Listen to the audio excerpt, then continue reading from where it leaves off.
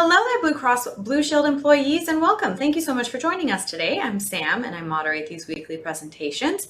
In just a second, we're going to be joined by Michael Corgett, one of our financial advisors here, and he is going to be covering the 8 most critical mistakes we hope to help you avoid during any layoffs from Blue Cross Blue Shield.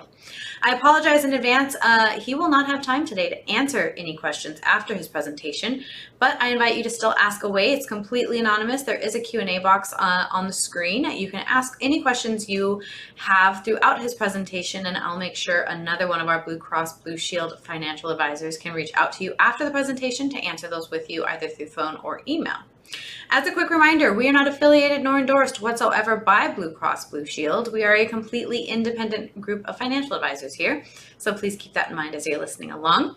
And lastly, throughout Michael's presentation, you will see some links popping up on the screen. Those are going to be from me. They're going to be guided links to several different resources we have available for you, one of which is simply a link to our calendar where you can book an appointment with one of our Blue Cross Blue Shield focused advisors, and another might be a link to our YouTube where you can follow us. We post tons of Blue Cross Blue Shield focused content weekly. We really think you'd get some value out of it if you considered following us. And if you do, we thank you so much in advance. And with all of that out of the way now, let's get started with Michael Corgett. Thank you, Sam, and thank you everyone for joining us today. I really appreciate it. Today we're going to talk about probably one of the most uncomfortable things that could happen to anybody, and that's being laid off or surplused or whatever word that you want to consider what it is. We're going to talk a little bit about what we believe you should do and not do, some things to consider moving forward, some strategies mentally and physically that you can utilize to help get yourself through this change in your life. And I mean, it is one of the 3 biggest changes in an individual's life is losing their job, and then it's just some of our thoughts on how to help you move forward. Over the last 12 months, there's been close to 39 million people laid off in the United States over whatever surpluses or layoffs that might have been. 23% of Americans have been laid off in the past 12 months. This is full-time employees. They estimate that upwards of 73 million Americans will lose their jobs, or their jobs will be just outright eliminated by 2030 due to automation. And they talk about this often when the term AI or artificial intelligence comes up. Many major Fortune 500 companies have let go of a lot of employees since 2020. And AT&T, as you see here, is at the top of the list. 74,000 employees have been pushed out the door in some way, shape, or form, just literally in the last 4.5 years. But it's not just them. As you can see, ExxonMobil, Chevron, Kaiser Permanente, and even ConocoPhillips. The list goes on and on and on. What should you do if you get a layoff notice? Well, layoffs have been announced, or many of them were announced last year, and we are certain that there will be many more announced this year. Economically, our economy is in pretty good shape, but most companies are trying to figure out and have found a way to do more with less people. But as you can see here, many employers, major employers like Citi, Boeing, Tesla, Intel, UPS, Amazon, just to name a few, you recognize them all. They have laid off thousands of employees last year. And what do you want to do and what not to do when you are affected by a layoff? Several different bullet points that we're going to talk about here right now. The first of which is making financial decisions. First and foremost, you have to step back and take a look at what your situation is, okay? Chances are, if you are laid off, you're going to get some kind of severance benefit. So you can count on some cash coming in the door. But you may also want to consider potentially doing an in-service withdrawal from your 401k. If you're over the age of 55, it's called Rule of 55, a post-55 tax treatment, or a 72T distribution if you're not 55 years old. Either one of these will allow an individual to make a withdrawal from their qualified retirement plan and avoid the 10% penalty. You won't avoid taxes, but you will avoid that 10% penalty. Consider getting a home equity line of credit established. I've always recommended that people have one of these available to them. They are typically at fairly low interest rates because they're tied to your house. They can work in the form of emergencies, as well as having them available if a child comes to you, you're going to have to pay for a wedding, or if you need a new car. Sometimes the interest rates are better than traditional loans, so definitely might want to consider this too. You don't have to use it, but it would be nice to have one available. And then increase your cash holdings overall.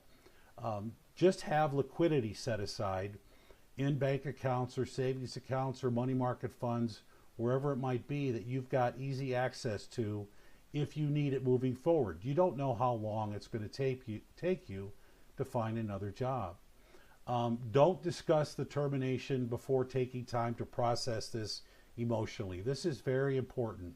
Delay discussions with management after receiving the layoff notice to, again, manage your emotions. You're going to be upset. You do not want to say something that you're going to regret. You're going to want a referral or a reference from this employer moving forward, and you want them to say nice things about you. But also, you're going to want to research all of the company's policies for severance package negotiation in general.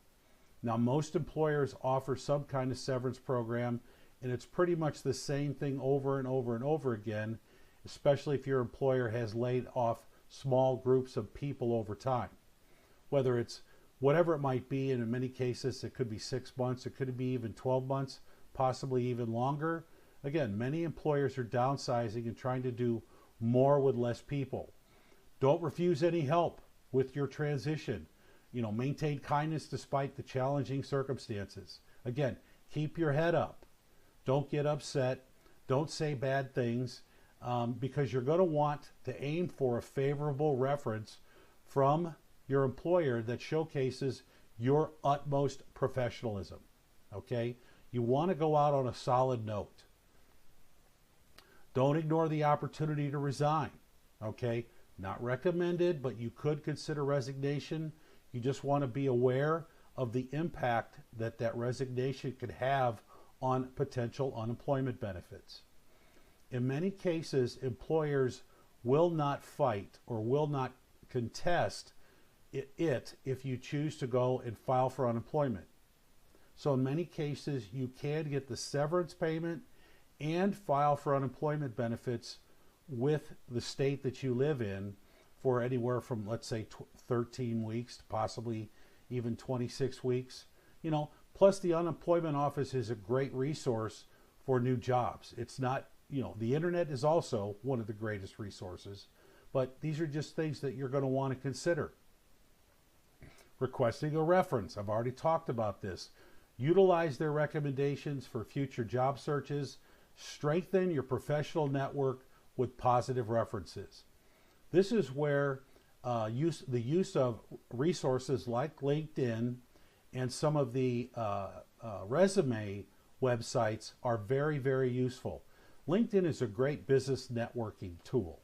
We use it a lot in our industry to meet folks like yourself, but it's also a great place to line out all of your strengths. Put your resume on the site, and then go out and look for people that network either in the skill set that you have or your former employer or other employers where you may know people that work at. You might work at the phone company, but you never know. The gas company may have positions like that. The electric company, who knows? So using these tools for networking purposes can be very beneficial. And the job search websites, one of which I talked about many times is Indeed, and the resume websites, they do work. It is a new world out there looking for a new job. You're not going to be going out and knocking on doors. You're going to be sending a lot of emails and following up on requests, and you may never actually get to talk to an individual, but you're just going to have to keep your head up moving forward. Do not miss the opportunity to ask why you were laid off. Petition Human Resources for additional time to rectify any issues that might need recognition and need to be taken care of. Review your employment contract, your union contract, and any anti-discrimination statutes. Many people contact an attorney just because they believe that they may have been laid off in a sense, or it maybe have done wrongly. I'm not saying you're going to win this, but it never hurts to consult other professionals, as well as people that you know that may have worked at your company and were laid off prior to you. Contact them, find out what their experiences were and what they did, and heck, you never know. Find out where they're working now. There may be other job opportunities with that employer. Don't quit without investigating other opportunities within the company. Most employers do have other jobs. It may be a different job than what you're used to, but you may want to consider this. It may even be a step back or a demotion, but it could allow you to stay on with that employer. And in many cases, if you've been with that employer for a long period of time, you've got a pension, you've got a 401k. You may not be pension eligible completely. And if you find another job within that company, you could continue your service, and then you never know. You may then suddenly meet the modified rule that you need to be fully pension eligible. And you won't miss out on all of those pension benefits that you've earned over all these years. Okay?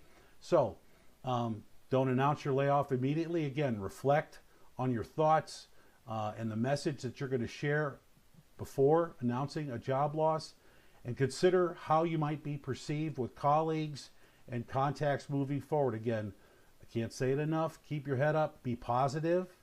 Okay? I know you're upset. I know I would be too. But, a positive attitude will be good for your psyche. It'll be good for your health. And in turn, it can be very good in providing you with an opportunity for another job. Finally, factors to consider. Be mindful and cautious not to let your emotions control you. I've talked about that already much. Be careful choosing your words. Again, only sharing with trusted parties, i.e. friends or friends that are professionals. And minimally give yourself some time to reflect on getting this notice. Again, don't get upset. Don't burn bridges, because you're going to need this employer's help. Potentially, definitely going to want a reference from your old boss or your boss's boss and other people that you work with. You may be going to work for a company where you have friends that work there, and you're going to want them to be able to provide you with a positive reference as well. Adaptation strategies. Write down your emotions. I think this is a great idea. I do this quite often with a lot of things that bother me. If I write them down versus expressing them verbally and then reading it over and saving those notes, I know I've been through this before. Not a layoff, but any issue that you have going on in your life.